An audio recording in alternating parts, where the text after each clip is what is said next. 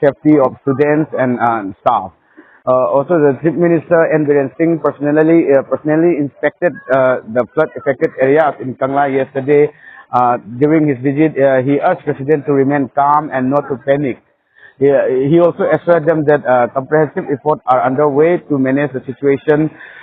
Security personnel.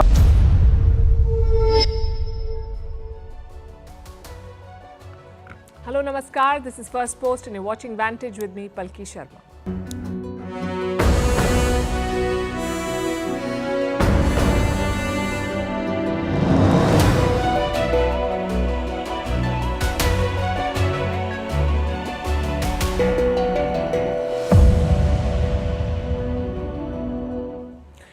We begin with the war in Gaza. It has triggered a new trend on social media.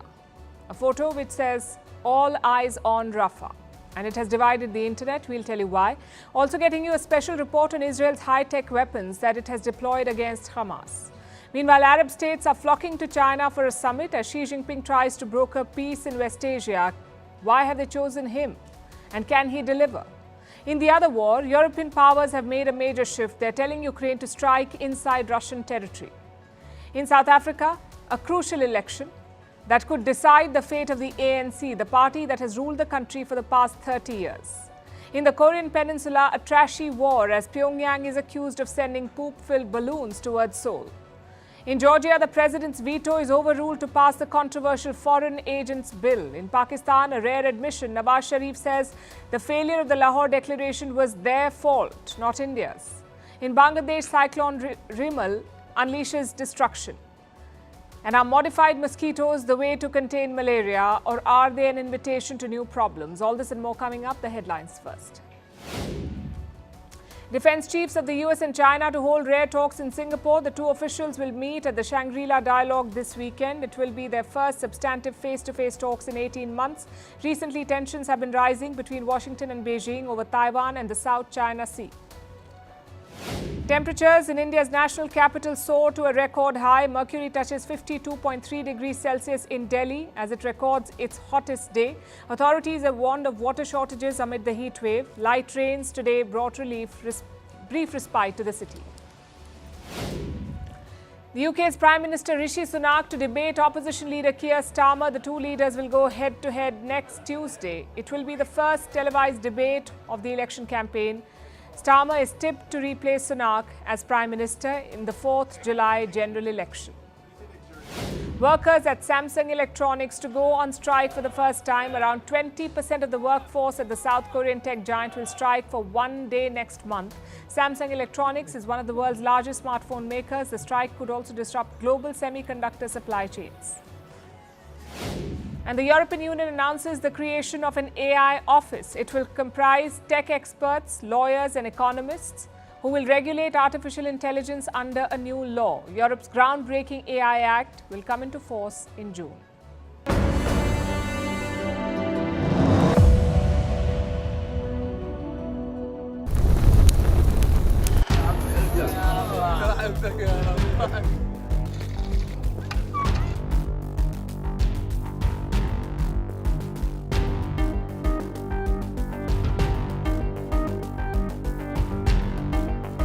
As a result of this strike on Sunday, I have no policy changes to speak to.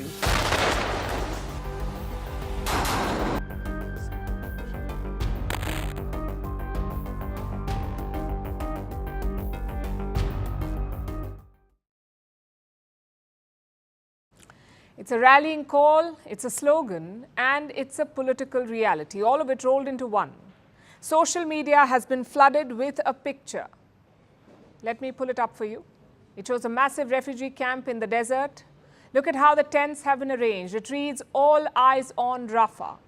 And if you're wondering, yes, this image was generated by artificial intelligence. It was not clicked in Rafah, but it is going viral. This picture has been shared millions of times by movie stars, by athletes, and by politicians. Look at some of the prominent names: pop star Dua Lipa, model Bella Hadid, cricketer Travis Head, and a long list of Bollywood stars like Alia Bhatt, Varun Dhawan and Kareena Kapoor. Now, this trend raises a couple of questions. 1, where did it come from? 2, how did it spread? And 3, why now? The slogan itself came from the WHO, the World Health Organization. One of their officials made this comment in February. He was speaking after Israel ordered Rafah's evacuation. He said, "All eyes are on Rafah." But how did the image spread? It's not clear who made this picture, but rights groups picked it up, like Save the Children, Oxfam, and Justice in Palestine. All of them shared this picture on social media. Then celebrities picked it up, or maybe their PR teams did. And that's how it blew up. Right now, it's almost everywhere. The picture was shared more than 37 million times by Wednesday morning. It's among the first uses of AI in activism, which brings us to the final question: why now? Because of what happened on Sunday. Israel bombed a refugee camp in Rafah. They killed around 45 Palestinian civilians, all of them inside tents. Now, most countries have criticized Israel's attack. The European Union is actually discussing sanctions on Israel. But guess who is not moved? The United States of America. Can you explain how the strike in Rafah does not cross the lines that the president has set? We still don't believe that a major ground operation in Rafah is warranted. We still don't want to see the Israelis, as we say, smash into Rafah with large units over large pieces of territory. We still believe that, and we haven't seen that at this point. So bombing a refugee camp is not a red line. Then what is? Apparently a full-scale operation. Honestly, we understand the sentiment. We're talking about the United States here, a country that has bombed 30 other countries, 30 countries, a country whose wars have killed 400,000 civilians. So clearly a refugee camp is nothing for them. But where does that leave accountability? Who will investigate this attack? Israel themselves. Their military is probing Sunday's bombing. You can guess what they will find. Maybe an accuracy issue or a problem with the camp structure. But the world may not buy it. United Nations agencies have already questioned Israel's excuses. They don't think this was a mishap. They think it was deliberate. Same with eyewitnesses. They say the refugee camps were housing wounded children. We heard this called a tragic mishap, a mistake. I guess the question is, what then to call the ferocious attacks that have killed thousands and thousands of children? How do we describe the actions that have pushed an entire population to starvation? I heard a strong sound and found smoke rising from the tent. I went into the tent and found the woman was bleeding and the children were bleeding. All the children that were in the tent were wounded. Not one of them came out in one piece. Could this be a turning point? The point where the world says no more? It certainly looks like it. Sunday's strike has re-energized the protests. We've seen demonstrations across the world in Western cities, in Arab capitals, and on social media.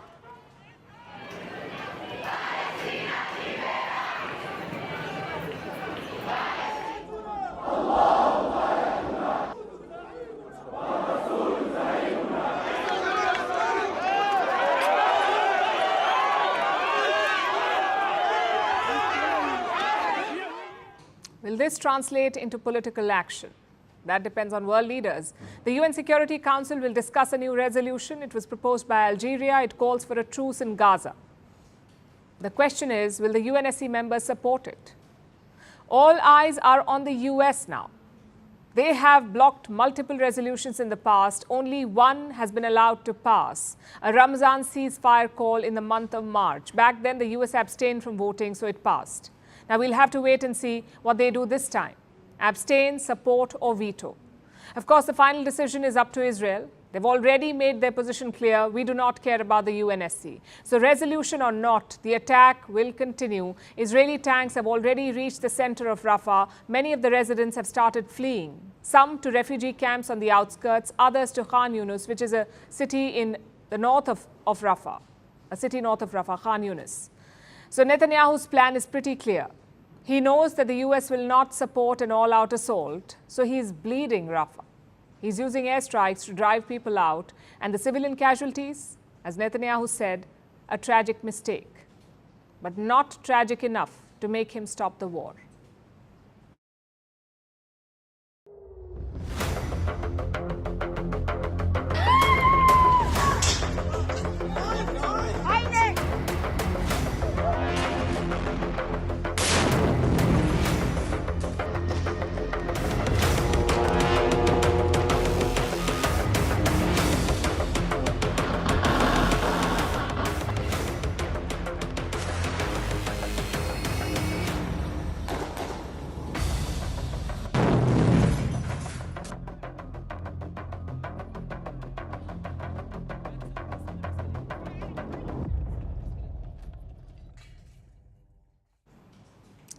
So America will keep supporting Israel, which means a steady flow of weapons, more firepower, and possibly more bloodshed.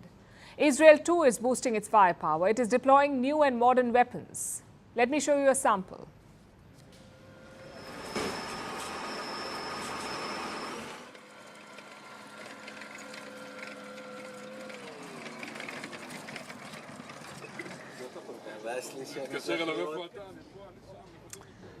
This is an Israeli armored personnel carrier, better known as Zelda. This video is old, but here's what's new. This weapon has been spotted near Rafah. And what makes it unique is the fact that it is unmanned. It works just like a self-driving car. You do not need a soldier to drive this carrier. Looks like Gaza is not just a battleground for Israel, it's also a place for them to experiment, to try out new and more sophisticated weapons. I'll show you another example. A smart gun system called Arbel. It's high-tech. This system is mounted on existing guns. It comes with an electronic trigger and sensors. And what does it do? It improves a soldier's shooting accuracy. It can track a target's movement. So once a target is locked and the soldier fires the first shot, this system takes over. It can then release multiple bullets at once with better precision. So with this system, you have a better chance of taking out the target. Now ask any soldier and they will tell you that a moving target is the most difficult to hit. It can evade bullets. So they end up firing multiple times. Also, there are other factors like fatigue. If a soldier is too tired, it can affect their ability to shoot. It can affect their accuracy. Now, with this system, they can be more accurate. And this is ideal for the war in Gaza, where Israeli soldiers are engaging in urban warfare.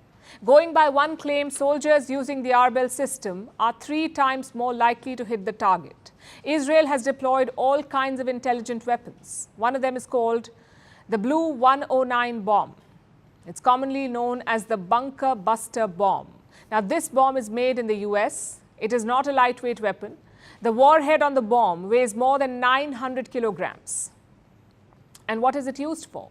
It can penetrate hardened structures without exploding. This bomb goes off only after it has made its way inside the structure.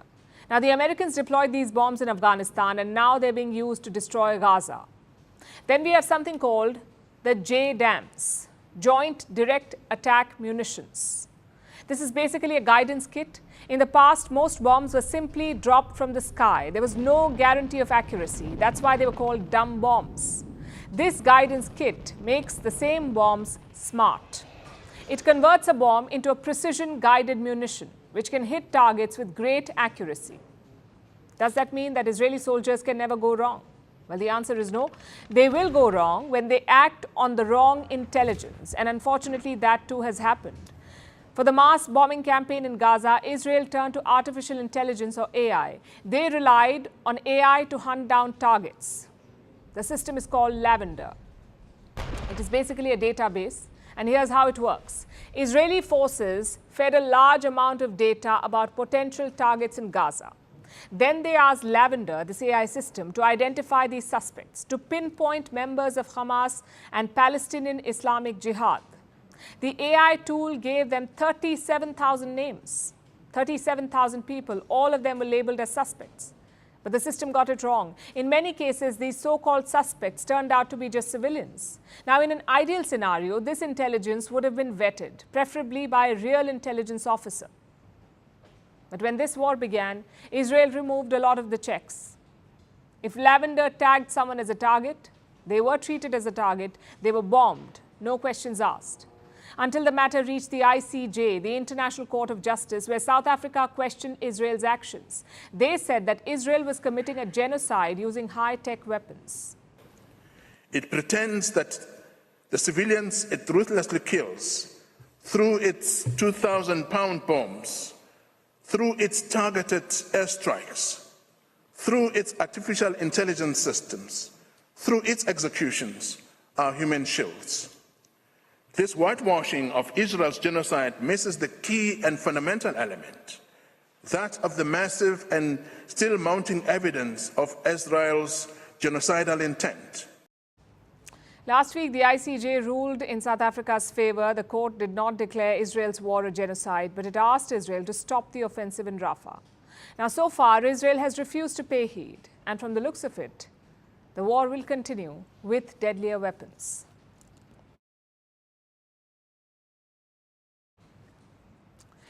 What skills define a negotiator? Maybe patience, or problem solving, or adaptability.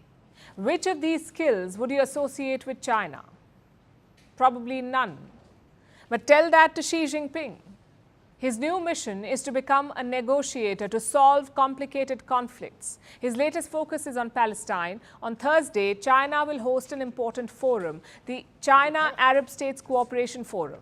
Now, most Arab countries will be attending this event. 4 of them will be represented by heads of state. Egypt's President Abdel Fattah el-Sisi, Bahrain's King Hamad, Tunisia's President Kais Saied, and the UAE's President Mohammed bin Zayed Al Nahyan, all of them will be present in China. This is the 10th meeting of the forum. Normally, the focus is on economic affairs like energy or investments. But this time, the focus is on Palestine, on ending the war. The Egyptian leader, el-Sisi, was the first to arrive in Beijing. He's on a state visit to China. So Xi Jinping rolled out the red carpet. Take a look at this.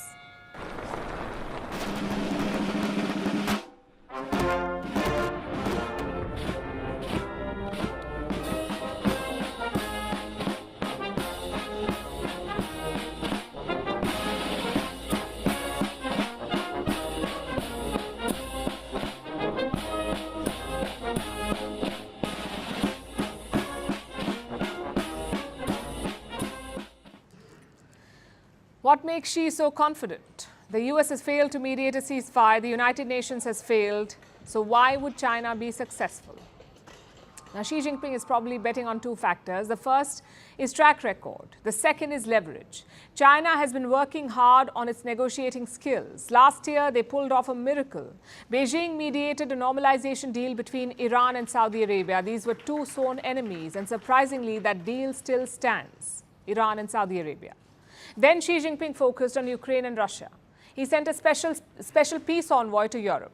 He also proposed a peace plan. It is yet to gain traction on either side, but both Kiev and Moscow have welcomed it.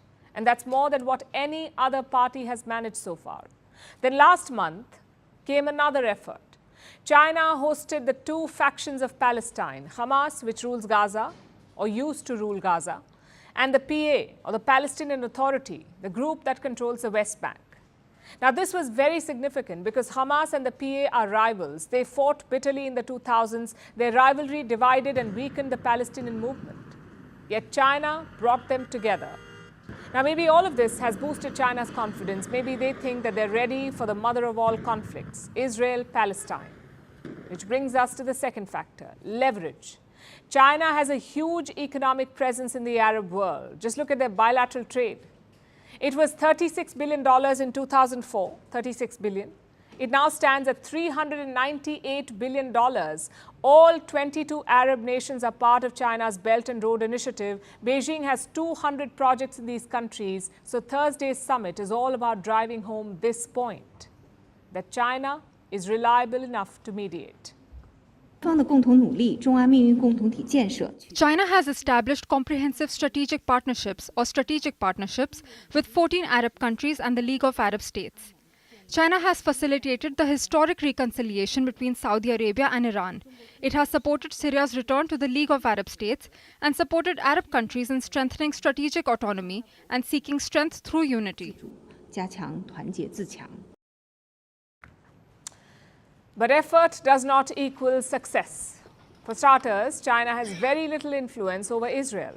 Their policy has largely been pro-Palestine, so Netanyahu will be wary. Secondly, China's leverage has a blind spot, weapons. Now, most Arab nations get weapons from the US or Russia. So what will Arab rulers prioritize? Weapons or Chinese mobile phones? I guess the answer is obvious. Equally obvious is China's intention. Their objective is not world peace or security. If that was the case, they wouldn't be bullying their neighbors or threatening Taiwan. Their intention is to weaken the US. Let me explain how. The US has long been West Asia's security guard. They armed Arab nations. They kept Iran in check, and they brokered Arab-Israel normalization. America did all of it. But now their grip is loosening. The US has not been able to stop Israel's war in Gaza, nor was it able to stop Iran's attack on Israel. So China senses an opportunity, a chance to make strategic inroads into West Asia. And this is a wake-up call for the world. We have specialized and seemingly unbiased agencies to settle conflicts like the United Nations. They're not perfect, but that's why we created them. Then why is the world going to China, to an undemocratic country that bullies its neighbors? Is there a lack of political will among other players, like India or Europe? The global community needs to address these questions because, yes, war is bad, but a peace brokered by China could be equally bad.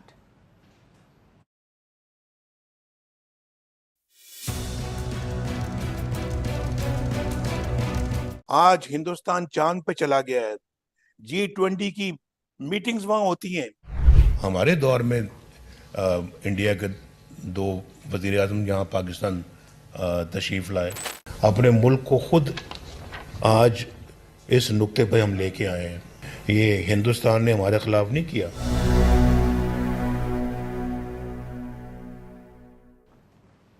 That was Nawaz Sharif, former Prime Minister of Pakistan. It looks like he swallowed a truth pill because Sharif is dropping truth bombs every month.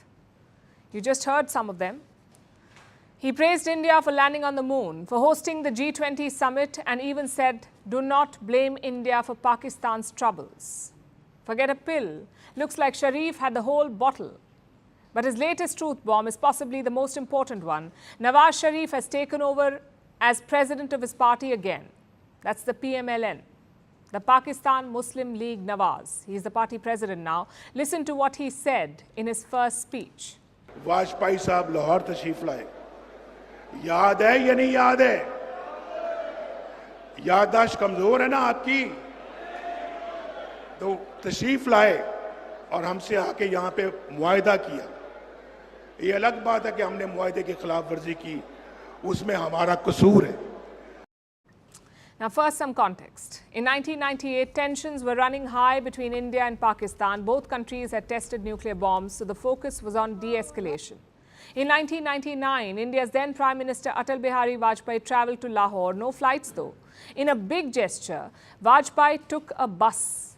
Nawaz Sharif was Prime Minister of Pakistan then. Both leaders held bilateral talks. Their discussions led to a new agreement, the Lahore Declaration of 1999. It talked about multiple issues like resolving the Kashmir dispute, avoiding nuclear mishaps, containing terrorism, and focusing on dialogue. So simply put, things were looking up. But Pakistan's army chief had other plans. That's Pervez Musharraf. He was army chief then. He hatched a plan to infiltrate India. Pakistani soldiers were dressed up as Kashmiri militants. They went on to occupy positions in Kargil. It's a mountainous region in Ladakh. India took a while to realize what was happening. But when they did, fighting broke out. The Pakistani soldiers were eventually driven out. But the hopes of peace were dashed. And that is what Nawaz Sharif was talking about. He says Pakistan broke the Lahore Declaration, and he is right. Pakistan did break the deal. But Sharif is not taking responsibility for it. He is blaming Pervez Musharraf. He says he was not even aware of the plan. Now, Musharraf, we know, died last year. Plus, Pakistan's army does not really care about his legacy. His name is quite toxic in Pakistan at the moment. And yet, by blaming him, Nawaz Sharif is taking a big risk. Because effectively, he's blaming the army for what happened in Kargil, for the defeat and the incursion. And it's not just Nawaz Sharif. His rival Imran Khan is doing the same. Look at one of his messages on social media. This is what Imran Khan said. Every Pakistani should study the Hamoud-ur-Rahman Commission report and get to know who was the true traitor, General Yahya Khan or Sheikh Mujibur-Rahman. Again, time for some context. Yahya Khan was a Pakistani dictator. He ruled from 1969 to 1971. Mujibur-Rahman was the founder of Bangladesh, the father of Sheikh Hasina. He led the campaign to split Bangladesh from Pakistan. So Mujibur-Rahman broke up Pakistan. Yahya Khan tried to stop him. He even unleashed a genocide in Bangladesh. Yet Imran Khan says, Mujibur is not the traitor, Yahya Khan is. What explains this position? Again, Yahya Khan is long dead, nobody is fighting for his tainted legacy, but still Imran Khan is taking a risk. He's already in jail for taking on the Pakistani army, yet he's criticizing them more. Imran Khan posted another message justifying his position. Let me quote again. This is what he said. The armed forces must stay within their constitutional bounds. Whenever they have chosen to go beyond and act against their own people, the country has paid a heavy price.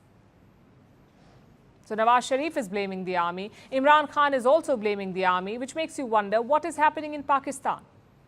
Well, their army is weaker than ever. We saw that during the recent general election. They tried to prop up the Sharifs, but the people rejected them. It took a lot of rigging to change the outcome.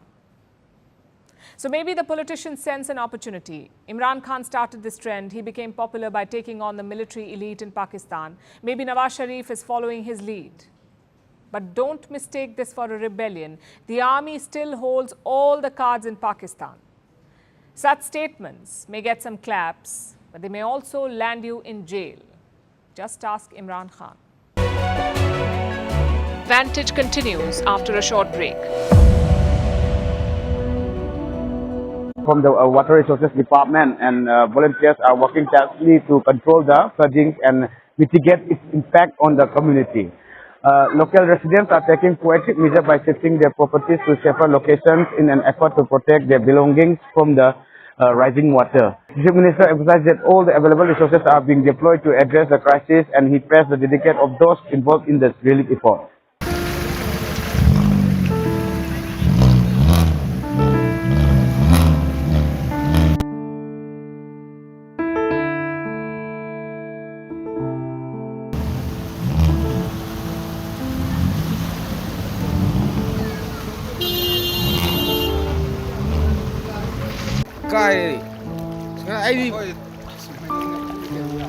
I halak bazu kuidri pung ani makai hum taram ne halak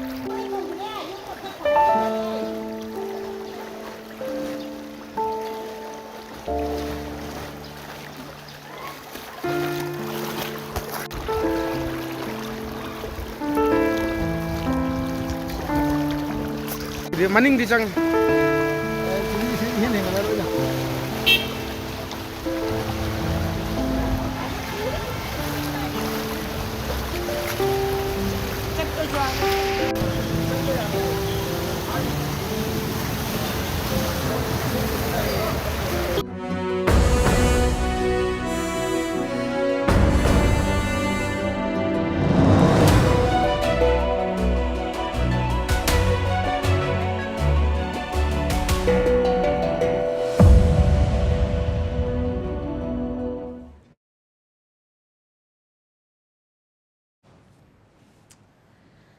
Now to the war in Ukraine.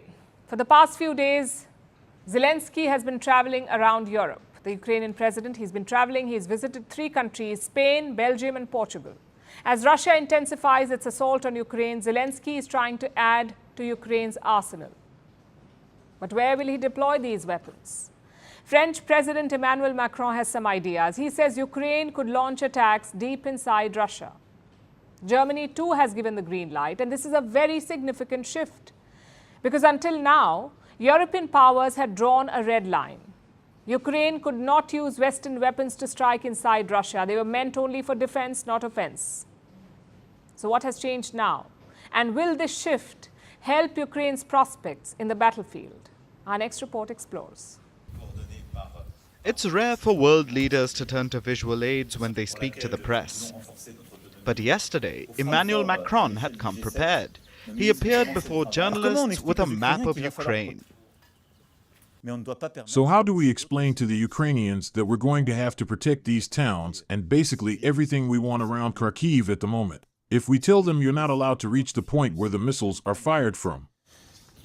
Macron was referring to the recent Russian attacks on Kharkiv. That's Ukraine's second largest city. Missiles dropped on defenseless Ukrainians. At least 18 people died in the bombing. Macron wants to help Ukraine retaliate. He thinks there's only one option left. We think that we should allow them to neutralize the military sites from which the missiles are fired. He's talking about the Russian military bases where the missiles were launched from. This has been a long-standing demand from Kyiv. But the French president has defined clear red lines for Ukraine. Ukrainian forces can strike only military targets, like the Russian base in Belgorod. It's barely 12 kilometers away from Ukraine's border with Russia. The attack in Kharkiv was launched from there. In the past, Ukraine's forces have tried to neutralize the Russian military presence in Belgorod. But now they have the license to use French long-range missiles like the Scalp. They have a range of 155 kilometers and they can carry a 400-kilogram warhead. France has supplied an unknown number of Scalp missiles to Ukraine. Germany, on the other hand, has not given any such weapon to Kyiv. German Chancellor Olaf Scholz still remains wary, but he seems prepared to offer a compromise. Ukraine has every possibility under international law for what it is doing. That has to be said explicitly. It was attacked and may defend itself. Europe is reacting to recent events on the battlefield. It's trying to restore the balance. The delay in military aid from America gave an opening to the Russians. Ukraine no longer has the same combat power as it did last summer when it launched a counter-offensive against Russia. Russian forces are in a stronger position. They have intensified their attacks with an aim to secure more gains on the battlefield. So, Ukraine's counterattacks could make them weaker, but it's a risky gamble. Already, the Russian president is issuing fresh threats. The representatives of countries that are NATO members, particularly in Europe, particularly in small countries, should be aware of what they are playing with. They should remember that these are primarily countries with small territory and dense population. And this factor they should take into account before they speak about strikes deep into the Russian territory. Next month, Switzerland is hosting a peace summit for Ukraine. But with both Ukraine and Russia facing off on the battlefield, the war in Ukraine is only heading one way, and that's escalation.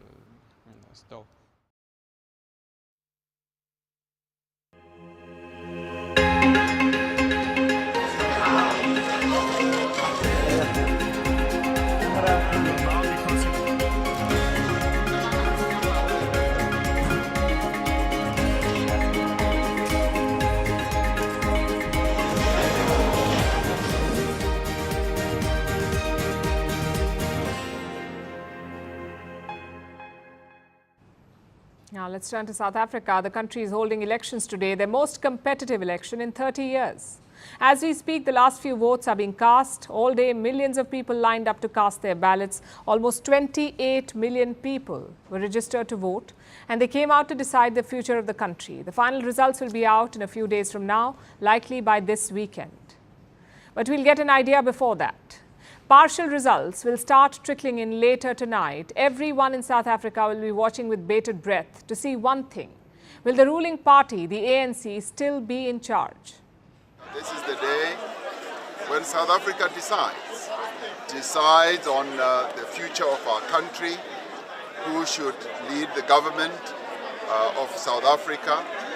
And I have no doubt whatsoever in my heart of hearts that the people will once again invest confidence in the African National Congress to continue to lead this country. President Cyril Ramaphosa certainly thinks so. He's trying to secure a second and final term in office, and he's projecting an air of confidence. But it may not be that simple. The ANC, the African National Congress, has been in charge since 1994, since the end of apartheid, the institutionalized racism that had plagued the country for generations. Apartheid ended thanks to the efforts of the ANC and their leader, Nelson Mandela. As a reward, the party has won every election since, because of the goodwill that their struggle earned them. But 30 years is a long time. The younger generation may not remember the old struggle. They're more concerned about today's problems. like shockingly high unemployment. It is the worst in the world in South Africa. 33% of South Africans are unemployed. That is 1 in every 3. It's worse when you look at youth unemployment. It's at 46%. So will young South Africans still vote for the ANC to reward the party for its struggle against apartheid, or will they punish the party for failing to provide them jobs? I grew up loving the ANC because of how they fought for the freedom we have today. They fought, and in 1994, we were able to vote when we couldn't before. That is why I voted for them all these years. But this year, I've changed because of the problems with the ruling party. And so, I have since become a member of the MK party. Unemployment is not the only issue. Crime is also skyrocketing. The rate of murder is at a 20-year high. Someone is killed every 20 minutes in South Africa. The dire situation has put a dent on the ANC's popularity. So for the first time ever, it's expected to get less than 50% of the vote. And this was an opinion poll from a week ago. It showed the ANC winning 43.4% of the vote. That is still higher than everyone else, but it's still a massive fall from grace. In the last election, the ANC won about 58% of the vote. If it wins just 43% this time, it means the party is losing a quarter of its voting base. And it would put the ANC in uncharted territory, because for the first time, it would then have less than half of the vote. It would not be able to form a government on its own. Instead, the ANC will have to look for partners, which means any one of the major opposition parties could become kingmakers. The ANC's biggest rival is the Democratic Alliance, or DA, the party that has been coming second since they were formed in the year 2000.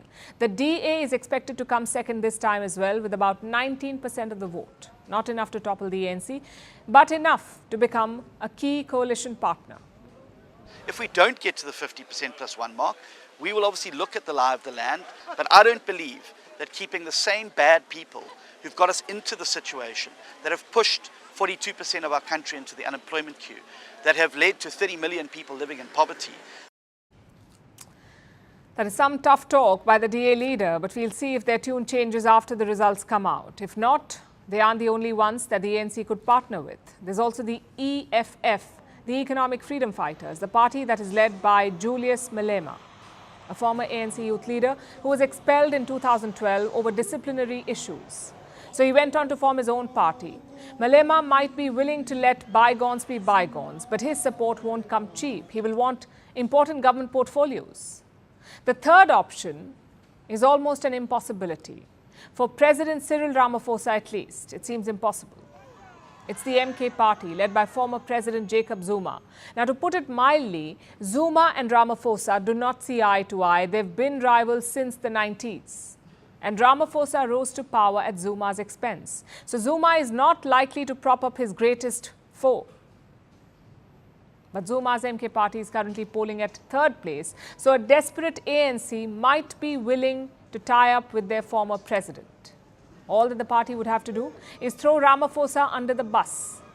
All these parties are potential kingmakers if the election goes as opinion polls have predicted. But there are two other scenarios. If the ANC loses more votes than expected, then the kingmakers could decide to usurp the throne. An alliance of opposition parties may be able to oust the ANC, but it would be a coalition of fundamentally different parties. And that would likely lead to chaos. The last scenario is that the ANC does better than expected. It manages to hold on to power, either on its own or with the help of smaller parties, who won't be able to push the ANC around. If that happens, then Ramaphosa will have dodged a bullet. But he will understand that things need to change. The ANC will have to overhaul itself, bring in jobs, stamp out crime, end corruption and inefficiency. That's the only way for the party to survive. If not, this election will mark the beginning of the end of the ANC. And we've been tracking this election very closely. For more on this, stay tuned to Firstpost for our continuing coverage with my colleague Alison Lagrange. South Africa's May 29th elections. Millions are voting today to choose the next National Assembly. There was a start of change in the country. Now, I have just voted at this polling booth right here in Durban.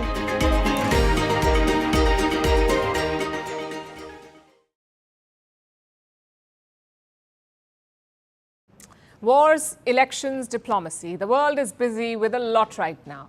But trust North Korea to always mix things up. It has launched an attack on the south, but before you imagine missiles, let me stop you. This attack involves balloons, and not just any balloons, balloons full of feces. So is North Korea trying to go green? Or has their waste management system failed?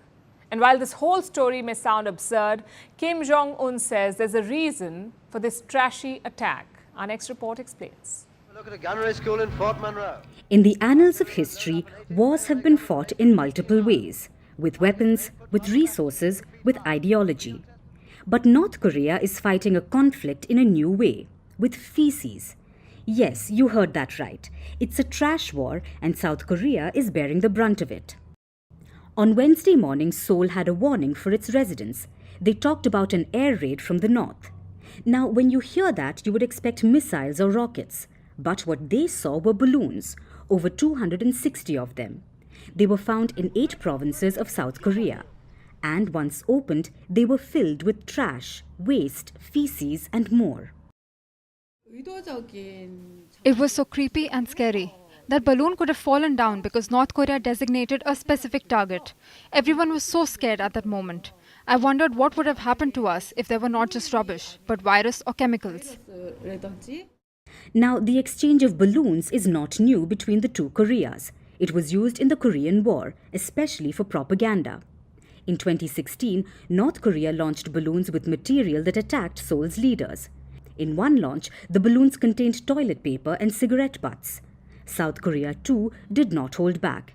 It responded by sending balloons that contained cash, banned K-pop music, media content, and choco pies, because the snack is also prohibited in the north.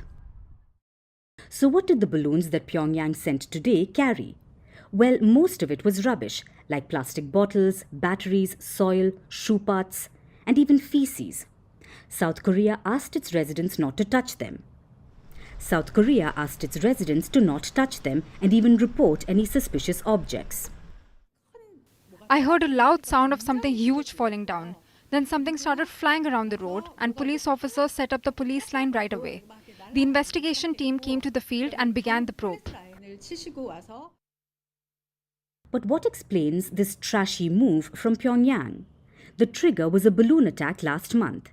A South Korean activist sent banned content across the border, like leaflets condemning Kim Jong-un, and it looks like the North had had enough. So they hit back. Pyongyang called it a tit-for-tat action. Imagine the work it would have taken. It's a feat that combines the precision of a military operation with the creativity of a middle school prank. Meanwhile, South Korea's military condemned the act, calling it a clear violation of international law. In many ways, this rubbish war is a fitting metaphor for the state of international relations today. Amid wars, climate change, and economic crisis, we find ourselves dealing with poop balloons. It's a reminder that sometimes the pettiness of politics can overshadow the pressing needs of humanity.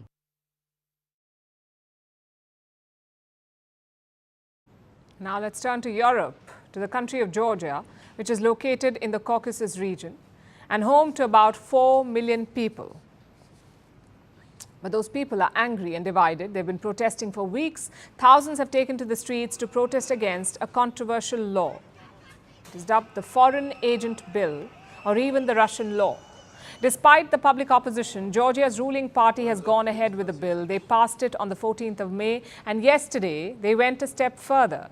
Georgia's president was against the bill. She had vetoed it, but instead of respecting her decision, Georgia's parliament overruled her veto, which means the bill is back and it should come into force in the next 2 months.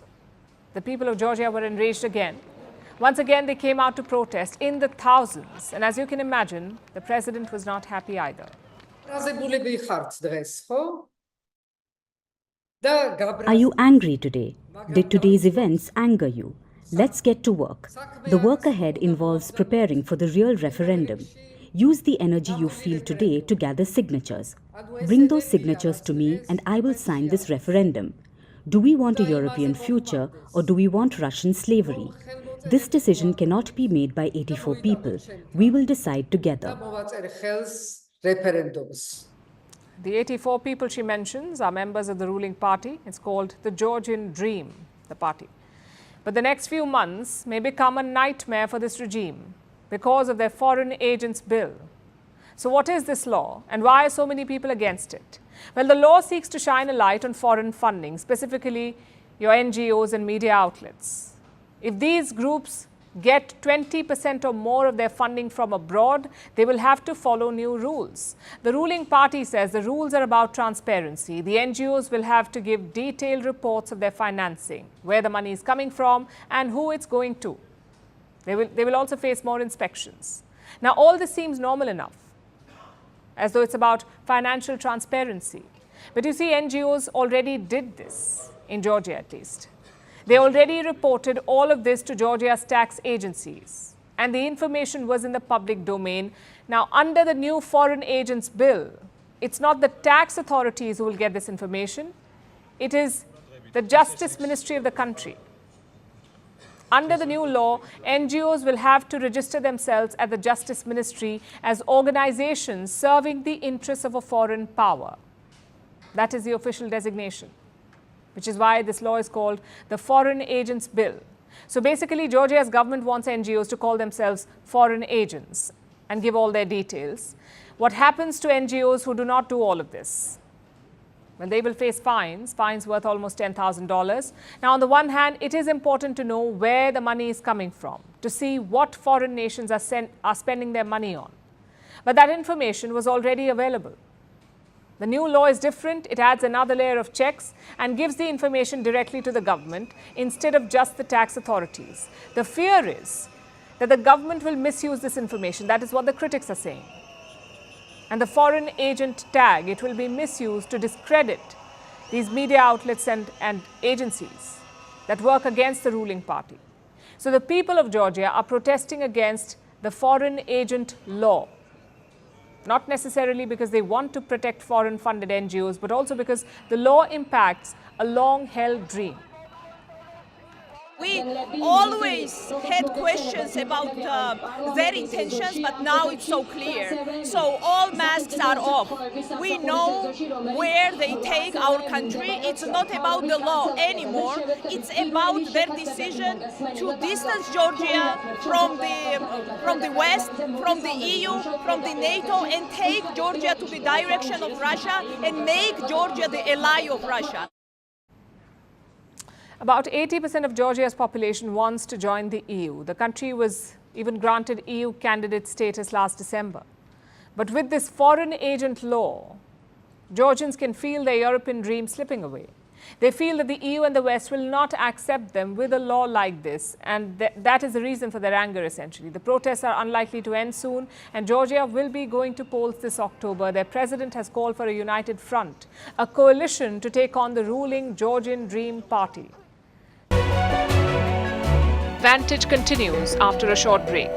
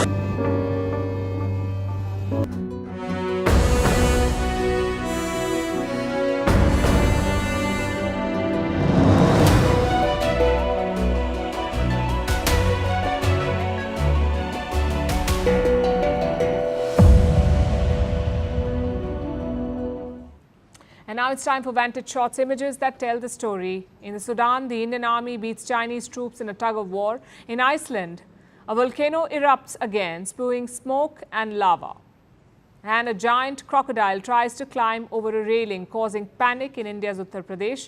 Finally, we're taking you back in history. On this day in 1953, Edmund Hillary and Tenzing Norgay reached the summit of the Mount Everest. They were the first people to achieve this feat.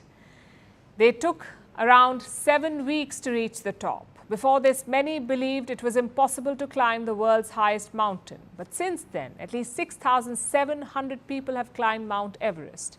We're leaving you on that note. Thanks for watching. We will see you tomorrow.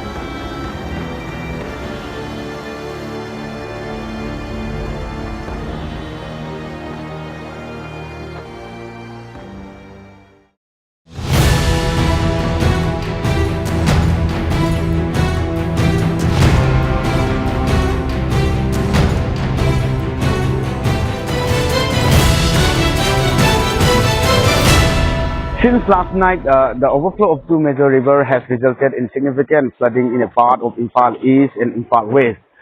The water level